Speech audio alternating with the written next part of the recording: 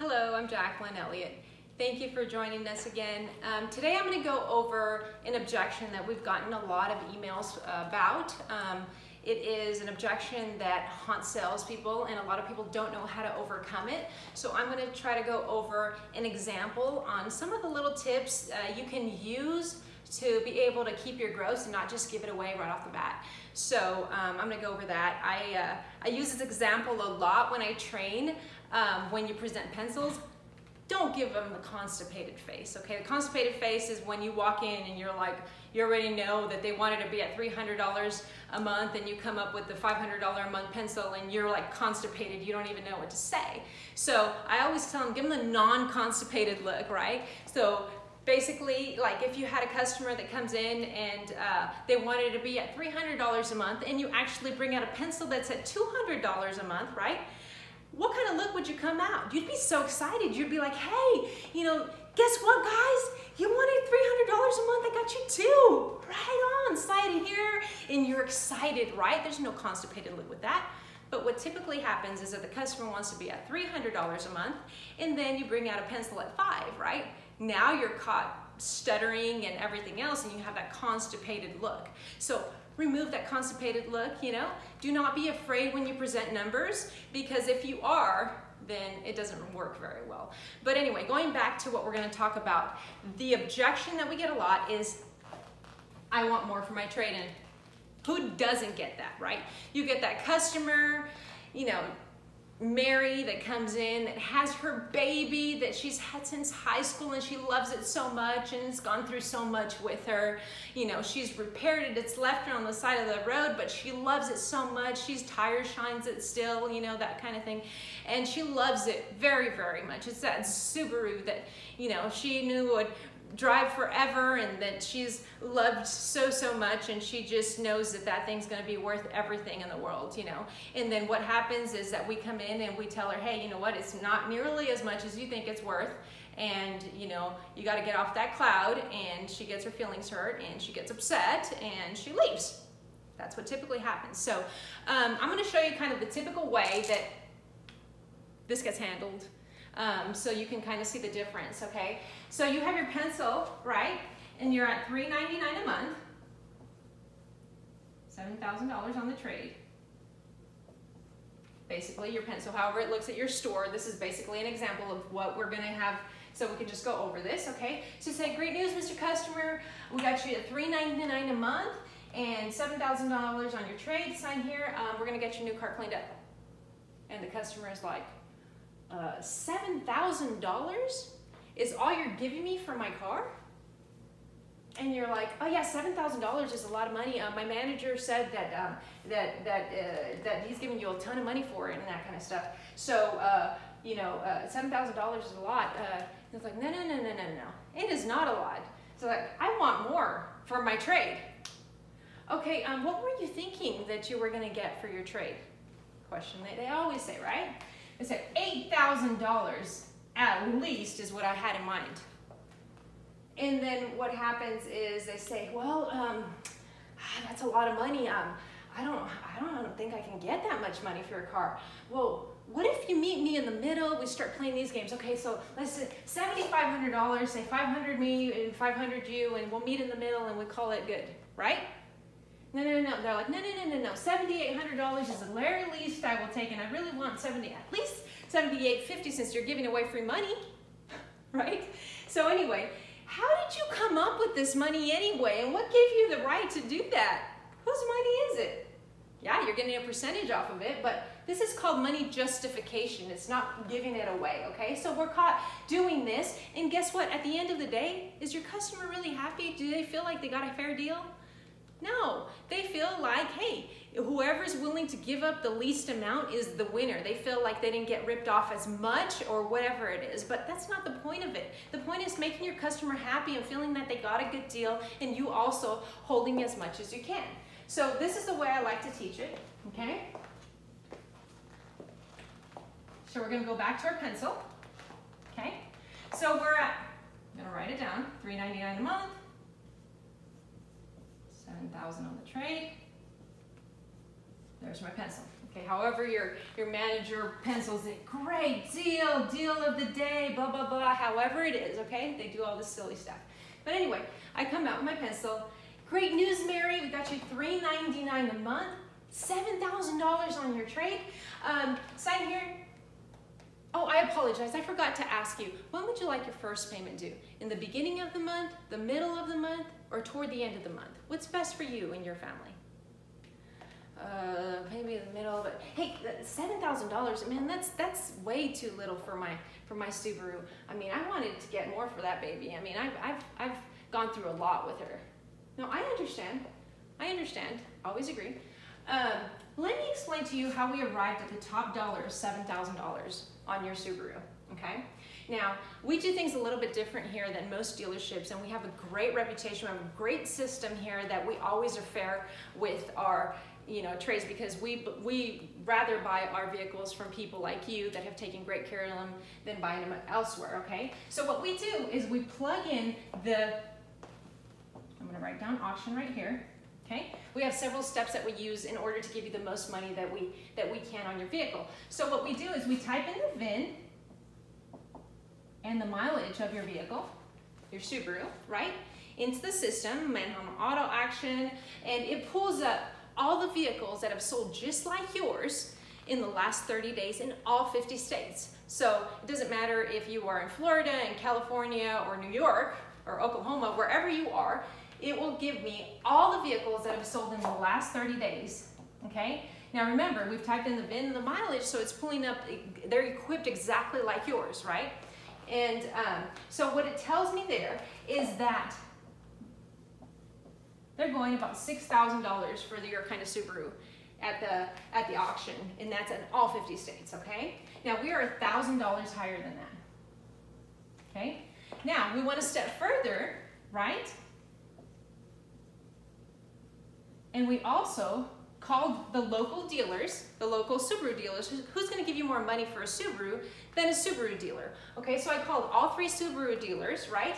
And they gave me, basically, the most they gave me was $6,500. See, we're still $500 higher from the local dealers, right? They know about Subarus, so they're gonna give you the fair cost on that. So we're still $500 higher, okay? Now, you're buying another vehicle, obviously, right? So the vehicle that you're buying, when we got that vehicle, we had to make perfect for you, okay? So when we get every single vehicle in, right? We have to recondition it, right? We have to get it ready to sell. We are a retail store, so we have to do certain things in order to sell them. We can't just, list a car on Craigslist and, give it a little wash or just shine the edges and then give it to the next person. No, it has to go through certain things and a certain process to be able to sell at retail, okay? So what we do here, right, is it goes through service, right? And the average service cost on a vehicle like yours, considering nothing major is done, basically just flushing all the fluids, changing the oils, changing everything on it like that, and just basically just really basic services. You know what the cost of a technician is to be able to do that, right, or mechanic. So the average cost just for that is $300, right? Okay? And also, we have to make sure that it's in a certain level. Like, let's just say the tires, they have to be within a certain level of tread on it. So your vehicle needs tires, right? And your tires are going to be about $700 for all 4 tires, okay? Now, the time that you scrape the side of the bumper in the front, when you kind of drove into the little pole when you were picking up your kids, that we have to replace, obviously, right? Now I'm talking about getting a used bumper, and we're gonna put it on, and obviously we have to paint it and everything, so let's just put touch up and bumper. Let's just say $200, and that's cheap. I'm going super, super low on that, right? And then also right here, after that's all said and done, we have to give it a full detail in our detail shop, okay? So basically service, tires, just a touch up, and the detail, considering nothing major is found on your vehicle during service, that's gonna be the cost to basically get your car ready to sell, okay? And that's $1,300 right there. Now, after it is ready to sell, there's another factor that comes in that we have to take into consideration. and that is time.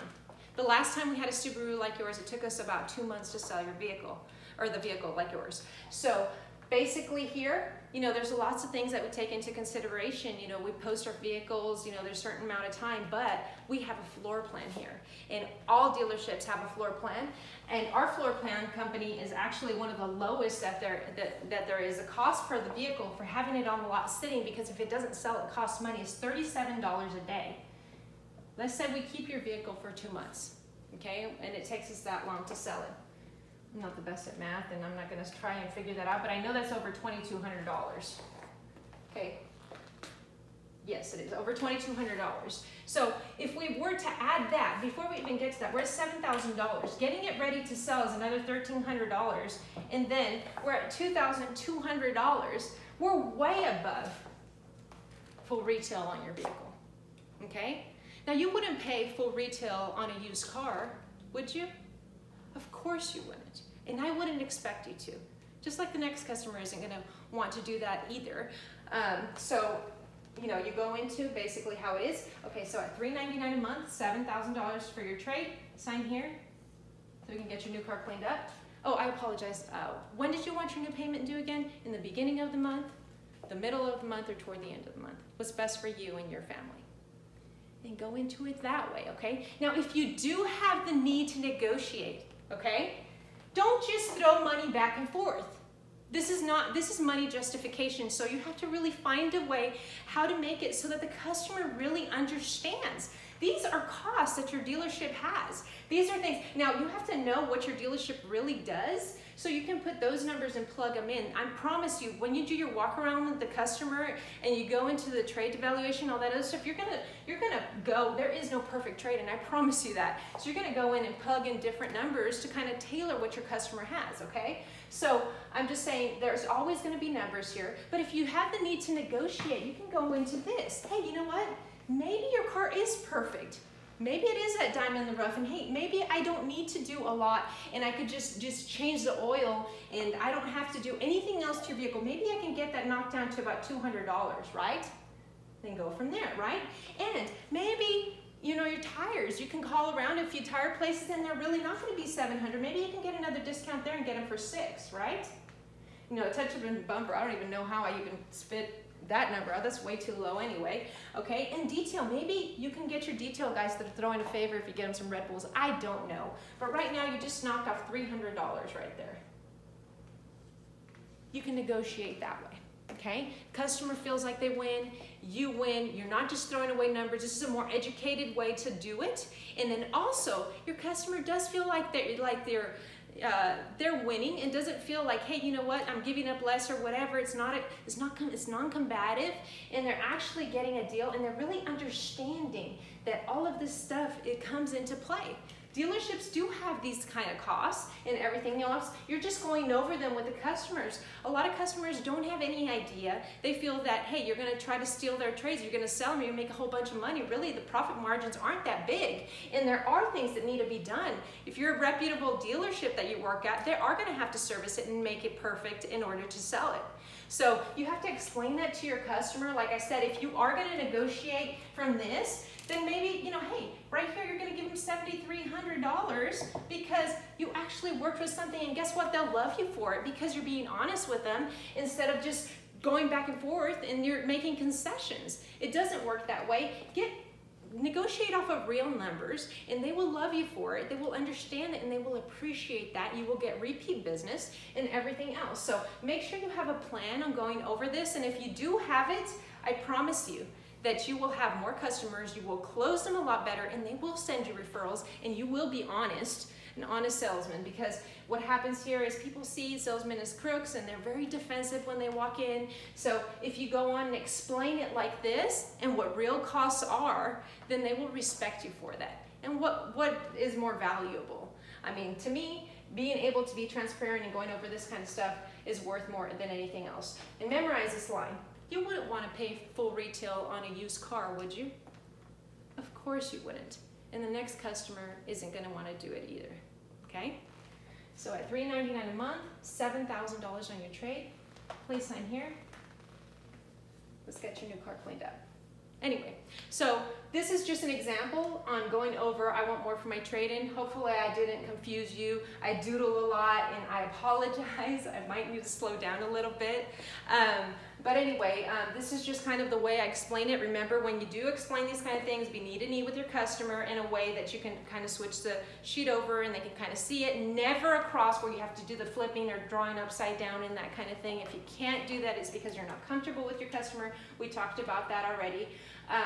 And then you shouldn't really be at this point if they're not comfortable with you. So anyway, just hopefully this helps on a new technique on how to go over trade-in. We're going to go over a lot more. Remember that, you know, also asking the right questions and servicing all the other stuff you can actually go over in preventing a lot of things that happen on the pencil by just going on and slowing down outside. And that way, by the time you get on here, you can kind of explain how your dealership is different. Sell your dealership. Every dealership has a plus. So you want to make sure you sell it and why you are the best at what you do and that kind of thing. So anyway, reconditioning, you have a 127-point inspection that you do, making those cars, those vehicles perfect. That's why you're purchasing this vehicle now, because, you know, we went through the same exact thing. Anyway, I hope this really helps you. Please give us some feedback. Email us at theelliottgroupnow@gmail.com if you want to learn more, or if you have certain objections that you think would come up on this that we didn't cover. Just email us what they would be, and we'd be more than happy to go over them with you. And be sure to subscribe so you can get more. We're going to be talking about qualifying questions next, and how to avoid a lot of things, asking the right qualifying questions in the beginning, as far as, you know, how to guide them to the right car, and also how to ask them certain credit questions in order to, so you know which way to go is going to be next. So anyway, I appreciate your time. Thank you so much for joining us. We look forward to seeing you again. Thank you.